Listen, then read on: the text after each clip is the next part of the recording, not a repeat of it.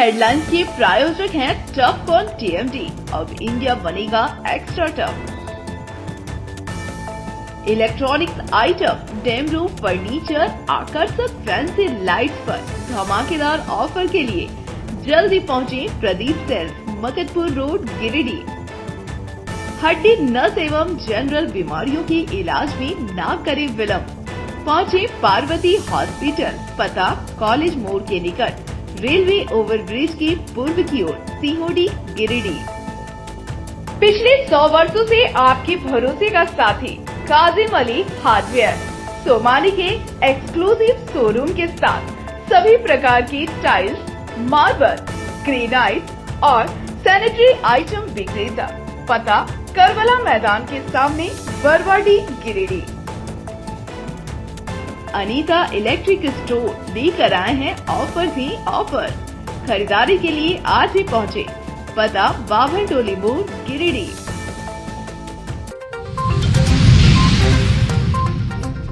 Giridih police ने अहिल्यापुर थाना क्षेत्र से 2 साइबर अपराधियों को किया गिरफ्तार। फर्जी ऐप बेचकर कर रहे थे ठगी। मोबाइल और कई डिवाइस किए गए जब्त। हथियार और गांजे की तस्करी की सूचना पर पुलिस ने चलाया चेकिंग अभियान। हर आने जाने वाले वाहनों की बारीकी से ली गई तलाशी।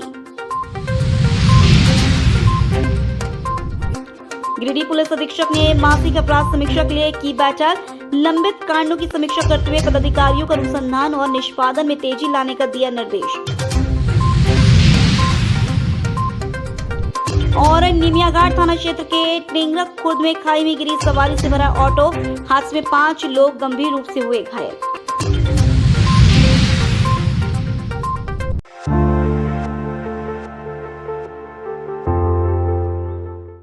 गिरिडीह संग्रहालय परिसर स्थित पुलिस अधीक्षक कार्यालय के सभागार में शनिवार को मासिक अपराध गोष्ठी का आयोजन किया गया। बैठक की अध्यक्षता पुलिस अधीक्षक डॉक्टर विमल कुमार ने की। गोष्ठी में जिले के सभी थाना प्रभारी एवं वरीय पुलिस पदाधिकारी उपस्थित रहे। बैठक में पुलिस अधीक्षक ने लंबित कांडों की गहन समीक्षा करते हुए सभी पदाधिकारियों को त्वरित अनुसंधान एवं निष्पादन सुनिश्चित करने का निर्देश दिया। उन्होंने आम जनता से प्राप्त शिकायतों का गंभीरता से संज्ञान लेकर समयबद्ध समाधान सुनिश्चित करने पर विशेष जोर दिया। आगामी श्रावण मास को ध्यान में रखते हुए कांवड़ियों के मार्ग में सुरक्षा व्यवस्था चाक चौबंद रखने और कांवड़ियों की सुविधा का विशेष ध्यान रखने के निर्देश दिए गए। इसके अलावा आम लोगों को आपात स्थिति में त्वरित सहायता मिल सके, इसके लिए गिरिडीह पुलिस से संबंधित मोबाइल नंबरों को प्रमुख स्थानों पर फ्लैक्स के माध्यम से प्रदर्शित करने को कहा गया। गोष्ठी में कानून व्यवस्था की स्थिति को सुदृढ़ बनाए रखने को लेकर अन्य कई जरूरी बिंदुओं पर भी चर्चा हुई एवं आवश्यक दिशा निर्देश दिए गए। पुलिस अधीक्षक ने सभी पदाधिकारियों से सक्रियता एवं जवाबदेही के साथ कार्य करने की अपील की।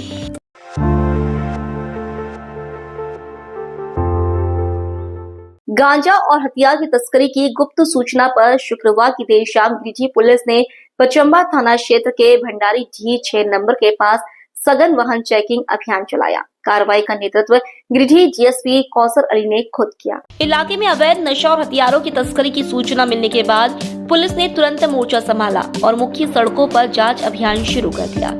डीएसपी कौसर अली ने बताया कि अभियान के दौरान हर आने जाने वाले वाहन की बारीकी से तलाशी ली गई। इस क्रम में ड्रिंक एंड ड्राइव के तहत एक व्यक्ति को पकड़ा गया जो शराब पीकर गाड़ी चला रहा था। फिलहाल उससे पूछताछ की जा रही है। डीएसपी ने कहा कि गिरिडीह में नशे और अवैध हथियार की तस्करी पर पुलिस की नजर बनी हुई है। ऐसी गतिविधियों को किसी भी कीमत पर बर्दाश्त नहीं किया जाएगा। लोगों से भी अपील की गई है कि वे नियमों का पालन करें और किसी भी संदिग्ध गतिविधि की जानकारी तुरंत पुलिस को दें। इस बाबत डीएसपी कौसर अली ने कहा कि हमें गुप्त सूचना मिली थी कि गांजा और हथियार की तस्करी की जा रही है। इसी सूचना के आधार पर सघन चेकिंग अभियान चलाया गया। गिरिडीह में नशा और हथियार की तस्करी की कोई भी कोशिश सफल नहीं होने दी जाएगी।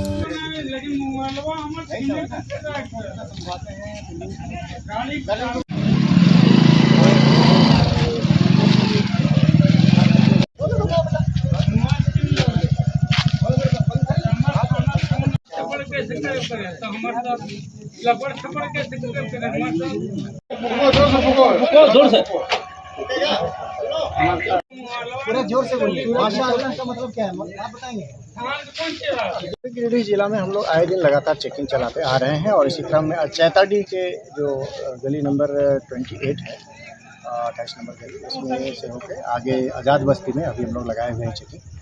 और हमें गुप्त सूचना ये भी प्राप्त हो रही है कि इधर इस एरिया से होकर के गांजा और हथियारों का तस्करी हो रहा है। तो इसको देख करके हम लोग इस पे औचक निरीक्षण लगाए हैं, यहाँ पे जांच हो रही है। सर आगे और भी जांच चलते रहेगा? जी, ये हमारा रेगुलर रूटीन है। हम लोग शहर के अलग अलग क्षेत्रों में अलग अलग दिनों में हम यहाँ पे चेकिंग लगाते हैं। सर अभी जांच के दौरान कुछ कहीं से कुछ आपत्तिजनक कुछ पकड़ाया है? अभी फ़िलहाल तो वैसा आपत्तिजनक चीज़ें नहीं पकड़ी, बट एक आदमी जो ड्रंक एंड ड्राइव कर रहा था, मतलब काफ़ी दारू पी करके वो चला रहा था, उसका हम लोग चालान कर रहे हैं और उसको प्रोसिक्यूशन में दे रहे हैं। सर गिरिडीह वासियों के लिए आपका क्या मैसेज होगा? मैं कई अन्य चैनलों के माध्यम से ये भी सबों को मैंने मैसेज दिया है कि गाड़ी चलाते वक्त वैलिड डॉक्यूमेंट्स जरूर रखें, ड्रंक एंड ड्राइव नहीं होना चाहिए, ओवर स्पीडिंग नहीं होना चाहिए और हम लोगों को आपस में मिलजुल करके ही यहाँ के ट्रैफिक व्यवस्था को सुधारना है।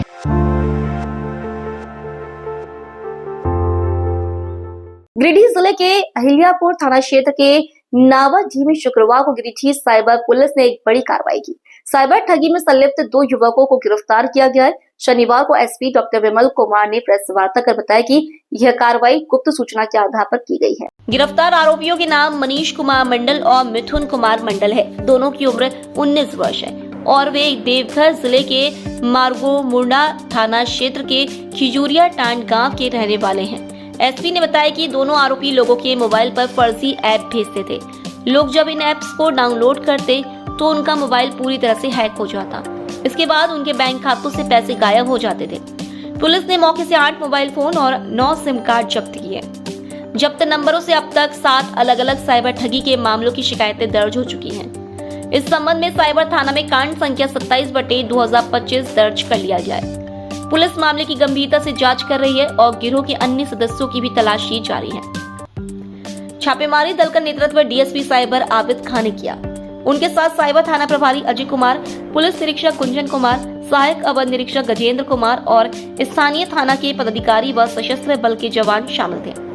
एसपी डॉक्टर विमल कुमार ने लोगों से अपील की है कि किसी भी अनजान ऐप को मोबाइल में डाउनलोड न करें और अगर किसी भी तरह की साइबर ठगी की आशंका हो तो तुरंत पुलिस को सूचना दें।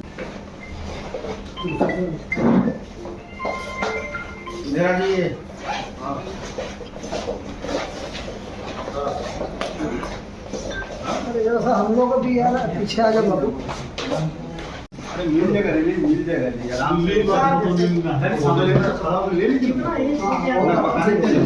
कल सूचना प्राप्त हुई थी कि गिरिडीह अहिल्यापुर क्षेत्र में पंदनिया मोड़ से मार्गोमुंडा वाला जो रोड है उसके पास नावाडीह गांव के आसपास में ये साइबर अपराधी के द्वारा ये फ़ोन करके और ठगने का काम किया जा रहा है।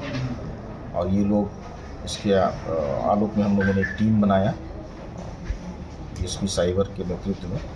और इनका जो मोडस होता था, जब छापामारी किया गया तो 2 साइबर अपराधी हम लोग को मिला और इसमें 8 मोबाइल और 9 सिम कार्ड ये बरामद हुआ है। साथ ही मनीष कुमार मंडल और मिथुन कुमार मंडल ये दोनों मार्गोमुंडा का रहने वाला है देवघर का। इन लोगों के द्वारा ये घटना की जा रही थी। इसमें एक्चुअली जो सूचना प्राप्त हुआ था कि ये दिल्ली में फ़ोन करके यहाँ से दिल्ली का पदाधिकारी बनके या दिल्ली जल बोर्ड का, इलेक्ट्रिसिटी बोर्ड का, NDMC जो है वहाँ का, न्यू दिल्ली म्यूनिसिपल कॉरपोरेशन, इसके नाम पर इन लोगों के द्वारा APK फाइल भेजा जाता था और उसके बाद ठगी किया जाता था। तो ये इन दोनों की दोनों का जो है वो गिरफ्तारी हुई है। आगे इस जो भी लोग और भी संलिप्त हैं साइबर अपराध से संबंधित मामलों में, ये हमने डीएसपी साइबर को ये निर्देश भी दिया है कि आने वाला पूरा जुलाई और अगस्त में मैक्सिमम साइबर क्रिमिनल्स के ऊपर अंकुश लगाने के लिए छापामारी टीम बना करके छापामारी की जाएगी। और जितने भी साइबर क्रिमिनल्स हैं आज के डेट में एक्टिव, उन सभी पर कार्रवाई करने का निर्देश भी दिया गया।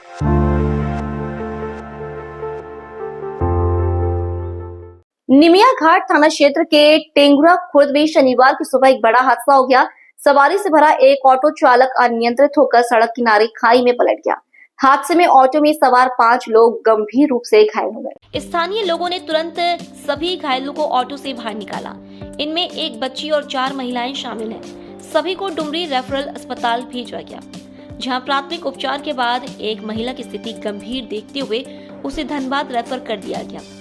घायलों में तेलिया टांड निवासी अनु कुमारी, शोभा कुमारी, यशोदा देवी और टेंगरा खुर्द की गीता देवी शामिल है।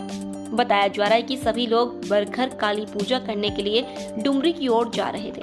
इसी दौरान टेंगरा खुर्द मोड़ के पास ऑटो चालक का नियंत्रण बिगड़ गया और टेम्पो खाई में जा गिरा। घटना की जानकारी मिलते ही निमिया घाट पुलिस मौके पर पहुंची और जांच में जुट गई है।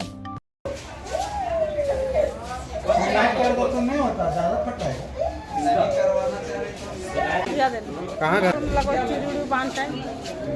से हमरा हकेले से चल जाए हमर बहिन घर लगे जी खर्चा पलटिया फैले पर आगू पर चकवन के आगू वाली को दिन हां ना हाथ नहीं घुस वाली सामने सामने ले चढ़िया बनवा कै गो तो है ये थे आदमी।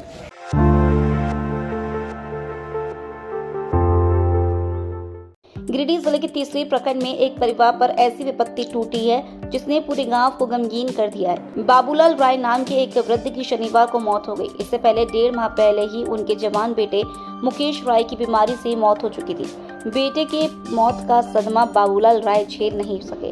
लकवाग्रस्त पिता की हालत दिन ब दिन बिगड़ती गई और आखिरकार शनिवार को उन्होंने भी दुनिया छोड़ दी। इस घटना ने गाँव वालों की आंखें नम कर दी। बाबूलाल राय की पत्नी रधिया देवी बेटे की मौत के बाद पहले ही मानसिक तनाव में थी। शनिवार को जब पति ने भी दम तोड़ दिया तो वे भी अचेत होकर गिर पड़े। परिजन और ग्रामीण दोनों को सामुदायिक स्वास्थ्य केंद्र तीसरी ले गए, जहां डॉक्टरों ने बाबूलाल राय को मृत घोषित कर दिया। रधिया देवी की हालत अब भी नाजुक बनी हुई है। मृतक की बहू सोनम कुमारी ने रोते हुए बताया कि वह घर के बाहर किसी काम से गई थी। लौट कर आई तो देखा कि सास ससुर दोनों अचेत पड़े। हो हल्ला करने पर आसपास के लोग जमा हुए और अस्पताल ले जाया गया। परिवार की आर्थिक स्थिति पहले से बेहद खराब थी। बेटे की मौत के बाद से घर में रोजी रोटी की भी दिक्कतें थीं। वहीं बाबूलाल राय लकवाग्रस्त थे और इलाज के लिए भी पैसे नहीं थे। घटना की जानकारी मिलते ही तीसरी थाना प्रभारी रंजीत कुमार, जिला पंचायत सदस्य राम कुमार राउत और मुखिया प्रतिनिधि महेश राउत अस्पताल पहुंचे। उन्होंने पीड़ित परिवार को ढांढस बंधाया और कुछ आर्थिक मदद भी दी। पुलिस ने शव को पोस्टमार्टम के लिए भेज दिया। गौरतलब है कि मुकेश राय की मौत के वक्त पूर्व मुख्यमंत्री और नेता प्रतिपक्ष बाबूलाल मरांडी भी उनके घर पहुंचे थे। उन्होंने परिवार को ढांढस बंधाया था और सहयोग का आश्वासन दिया था। अब 1 महीने के अंदर एक बेटे और एक पिता की मौत ने इस गरीब परिवार की दुनिया ही उजाड़ दी है।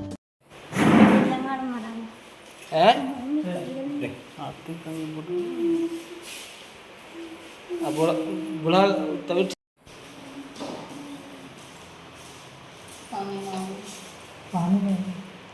पानी नहीं बोला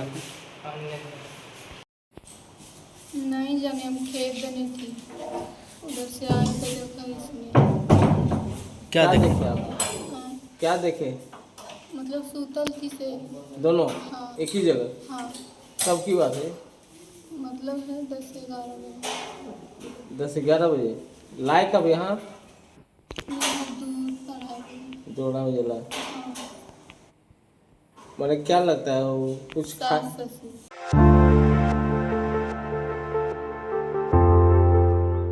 सलूजा गोल्ड इंटरनेशनल स्कूल में शनिवार को आपदा प्रबंधन के तहत फायर मॉक ड्रिल का आयोजन किया गया। इस दौरान स्कूल के बच्चों, शिक्षकों और कर्मचारियों को आग लगने की स्थिति में खुद को दूसरों को कैसे सुरक्षित रखें, इसकी व्यवहारिक ट्रेनिंग दी गई। अभ्यास में अग्निशमन विभाग के अधिकारी रंजीत कुमार पांडे और शशि भूषण सिंह की टीम ने विद्यार्थियों को आग बुझाने के उपकरणों के सही इस्तेमाल के तरीके सिखाए। गैस सिलेंडर में आग लगने जैसी आपात स्थिति में प्राथमिक उपायों का लाइव डेमो भी दिखाया गया। अधिकारियों ने बताया कि आग लगने पर घबराने की बजाय सतर्क रहना जरूरी है। आग लगने की सूचना तुरंत 101 या 112 नंबर पर दें और लिफ्ट की बजाय सीढ़ियों का इस्तेमाल करें। स्कूल की प्राचार्या ममता शर्मा ने कहा कि इस तरह की ट्रेनिंग बच्चों के लिए जीवन रक्षक साबित होती है। वहीं स्कूल के प्रबंध निदेशक जोरावर सलूजा ने अग्निशमन दल का आभार जताते हुए कहा कि ऐसी ट्रेनिंग से बच्चों में आपदा प्रबंधन की जागरूकता बढ़ती है। कार्यक्रम में छात्रों ने भी उत्साह पूर्वक हिस्सा लिया और खुद भी अग्निशमन यंत्र का प्रयोग कर अभ्यास किया। मौके पर स्कूल के शिक्षक और आपदा प्रबंधन समिति के सदस्य भी मौजूद रहे।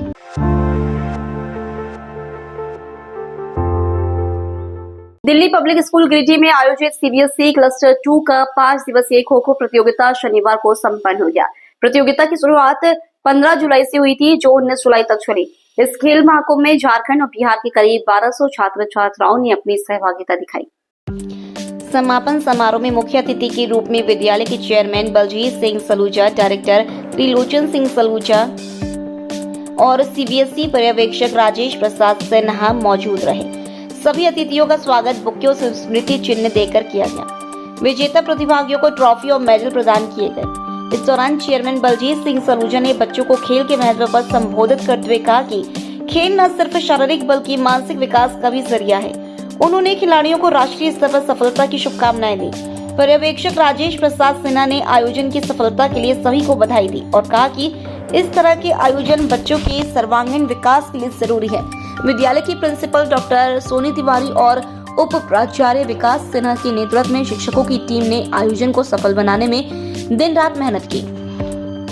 खेल शिक्षक अली की देखरेख में विद्यालय के बच्चों ने कठिन अभ्यास कर प्रतियोगिता में अंडर 14 वर्ग में तृतीय स्थान प्राप्त कर विद्यालय का नाम रोशन किया। कार्यक्रम के अंत में डायरेक्टर त्रिलोचन सिंह सलूजा ने सभी प्रतिभागियों, प्रशिक्षकों और आयोजकों को धन्यवाद देते हुए बच्चों के उज्जवल भविष्य की कामना की।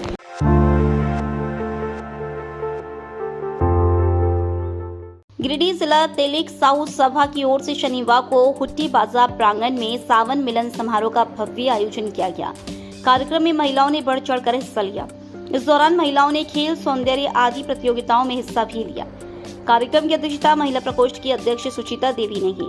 संचालन सोनी साहा ने किया, जबकि महासचिव विनीता समेत कई पदाधिकारी मंच पर उपस्थित रहे। समारोह की शुरुआत दीप प्रज्वलन एवं भामाशाह की तस्वीर पर पुष्प अर्पित कर की गई। इसके उपरांत गणेश वंदना की मधुर प्रस्तुति से कार्यक्रम का शुभारंभ हुआ।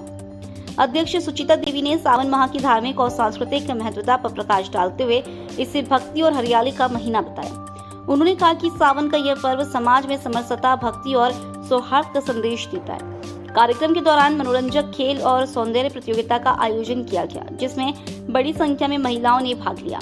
विजेताओं को पुरस्कार देकर सम्मानित किया गया, जिससे प्रतिभागियों का उत्साह और बढ़ा। कार्यक्रम को सफल बनाने में मार्गदर्शक मंडल की मीरा देवी, गीता देवी, मधु देवी, नीतू साहू सहित दर्जनों महिलाओं का योगदान रहा। उपाध्यक्ष खुशबू कुमारी, सचिव पिंकी साह, संगठन मंत्री डोली कुमारी, कोषाध्यक्ष माधुरी गुप्ता समेत कई महिला सदस्य उपस्थित रहीं।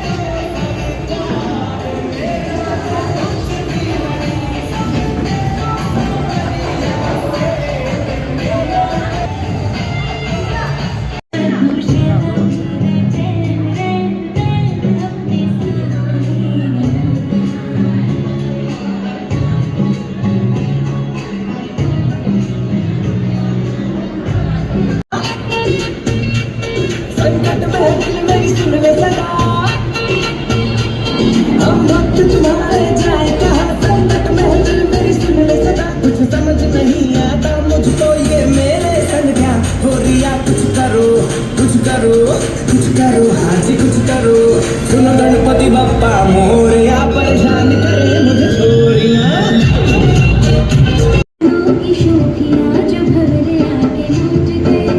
बदल रही है आज जिंदगी की चाल जरा।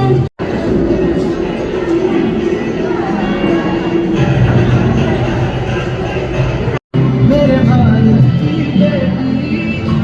जीती रहो, जीतती रहो।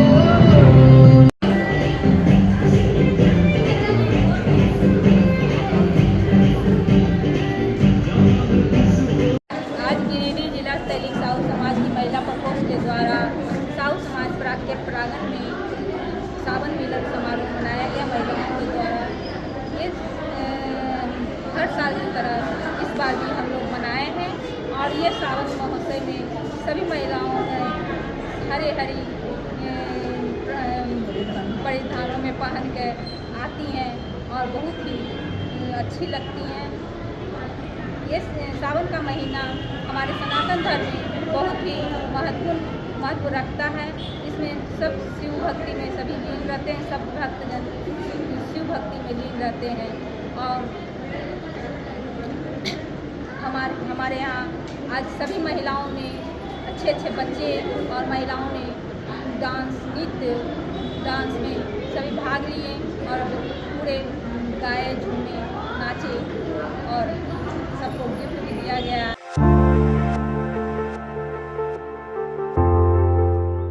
उपायुक्त रामनिवास यादव के निर्देश पर जिला समाज कल्याण पदाधिकारी स्नेह कश्यप ने बगोदर, डुमरी, धनबाद, सरिया, पीरताड़, गिरिडीह टाउन और जमुआ परियोजना की महिला पर्यवेक्षिकाओं के साथ बैठक की। बैठक में पोषण अभियान सहित प्रधानमंत्री मातृ वंदना योजना, सावित्रीबाई फूले किशोरी समृद्धि योजना, आंगनबाड़ी केंद्रों की स्थिति, THR वितरण, पोषण ट्रैकर ऐप में आधार सत्यापन आदि पहलुओं की समीक्षा की गई। पदाधिकारी ने सभी योजनाओं के निर्धारित लक्ष्यों को समयबद्ध रूप से पूर्ण और लाभार्थियों तक योजनाओं का समुचित लाभ पहुंचाने का निर्देश दिया। साथ ही आंगनबाड़ी केंद्रों में साफ सफाई, पेयजल और शौचालय की व्यवस्था सुनिश्चित करने को कहा गया। बैठक में जिला पोषण समन्वयक समेत सभी संबंधित अधिकारी मौजूद थे।